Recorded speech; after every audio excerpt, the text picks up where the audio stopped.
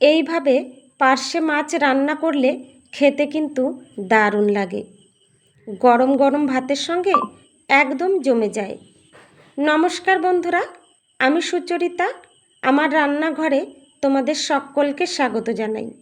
আজকে আবারও চলে এসেছি তোমাদের কাছে একটা নতুন রেসিপি নিয়ে।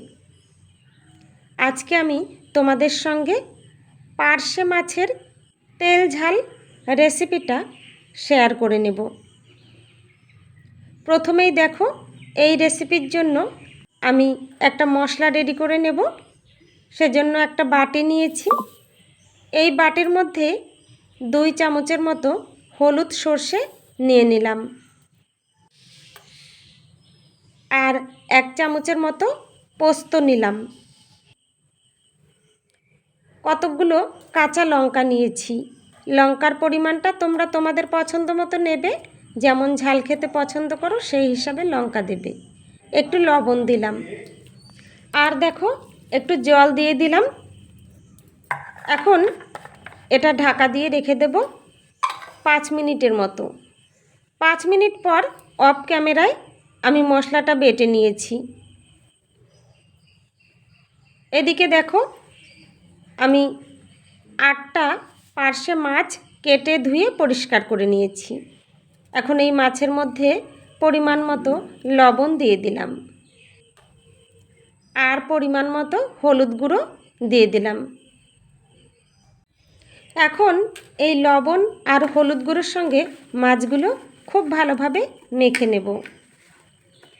তোমরা যে সমস্ত বন্ধুরা আমার এই ভিডিওটা দেখা শুরু করেছো অথচ একটা লাইক দিতে ভুলে গেছো, তোমাদের কাছে অনুরোধ রইল, প্লিজ একটা লাইক দিয়ে ভিডিওটা কন্টিনিউ করো তোমরা। মাছগুলো এখানে লবণ আর হলুদ গুঁড়োর সঙ্গে মেখে 10 মিনিট রেস্টে রেখে দিয়েছিলাম। 10 মিনিট পর গ্যাস ওভেনের কাছে চলে এসেছি। গ্যাস ওভেন অন করে একটা কড়াই বসিয়ে দিয়েছি। এই কড়াইয়ের মধ্যেই পরিমাণ মতো সর্ষের তেল দিয়ে দিলাম। সর্ষের তেলটা নেড়েচেড়ে কড়াইয়ের গায়ে খুব ভালোভাবে লাগিয়ে নিয়েছি। এই তেলের মধ্যেই ভাজার জন্য মাছগুলো ছেড়ে দেব। এখানে এই মাছ আমি 2 ব্যাচে ভেজে নেব।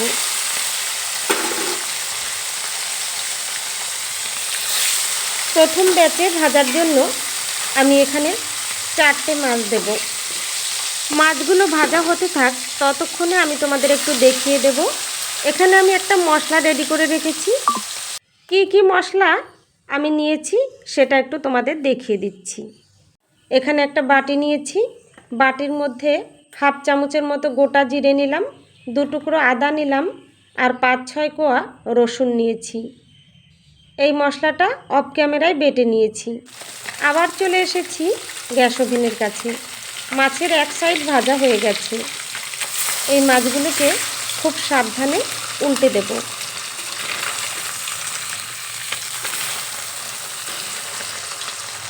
এখানে দেখো মাছগুলো উল্টে দিয়েছি। এবার মাছের এই সাইডটাও খুব ভালোভাবে ভেজে নেব। এখানে মাছের 2 সাইড আমি ভালোভাবে ভেজে নিয়েছি। এখন এগুলো নামিয়ে নেব।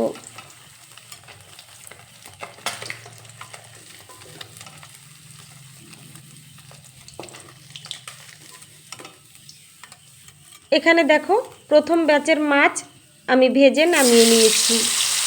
দ্বিতীয় ব্যাচে ভাজার জন্য এক এক করে মাছগুলো কড়াইতে দিয়ে দিলাম। এবার অপেক্ষা করব এই মাছের এক সাইড ভাজা হওয়া পর্যন্ত।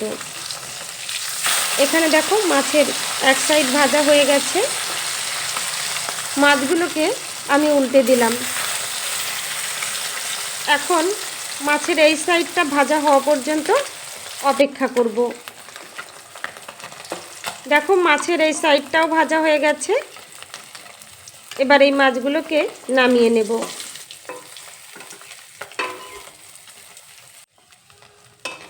এখানে দেখো এক এক করে সবগুলো মাছ আমি নামিয়ে নিলাম। দেখো এখানে তোমাদের একটু দেখিয়ে দিলাম। এখন এই বাকি তেলের মধ্যেই আমি রান্নাটা কমপ্লিট করে নেব।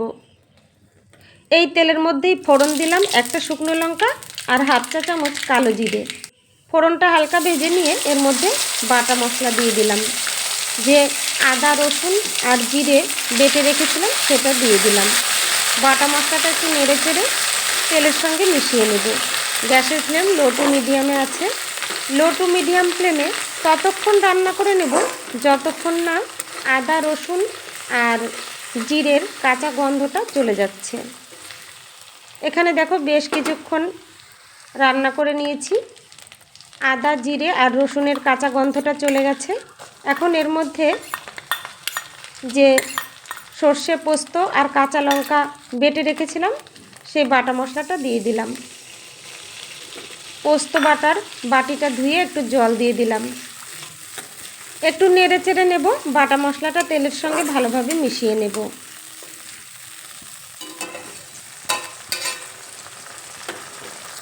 এখন দেখো এর মধ্যে স্বাদ মতো লবণ দিয়ে দিলাম। সর্ষে পোস্ত আর কাঁচা লঙ্কা বাটার সময় আমি একটু লবণ দিয়েছিলাম, সেটা মাথায় রেখেই এখানে আমি লবণটা ব্যবহার করেছি। আর দেখো পরিমাণ মতো হলুদ গুঁড়ো দিলাম আর একটু কাশ্মীরি লাল লঙ্কার গুঁড়ো দিলাম, এতে একটা সুন্দর কালার আসবে। গুঁড়ো মশলা দিয়ে একটু নেড়ে চেড়ে নিলাম। এখন দেখো এর মধ্যে আমি একটু টমেটো সস দিয়ে দিলাম। টমেটো সস দিয়ে আবার একটু নেড়ে চেড়ে নেব। এই রান্নায় টমেটো সস দিয়েছি সেই জন্য এর স্বাদটা অনেকটাই বেড়ে গেছে।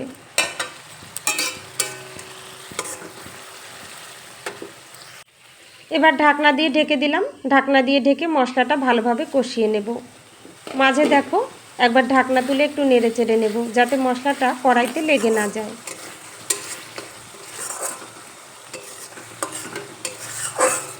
কিছুক্ষণ নেড়ে চেড়ে নিয়েছি। এখন আবার ঢাকনা দিয়ে ঢেকে দেব। ঢাকনা দিয়ে ঢেকে দিলাম। আবার কিছুক্ষণ পর ঢাকনা তুলে আবার একটু নেড়ে চেড়ে নেব।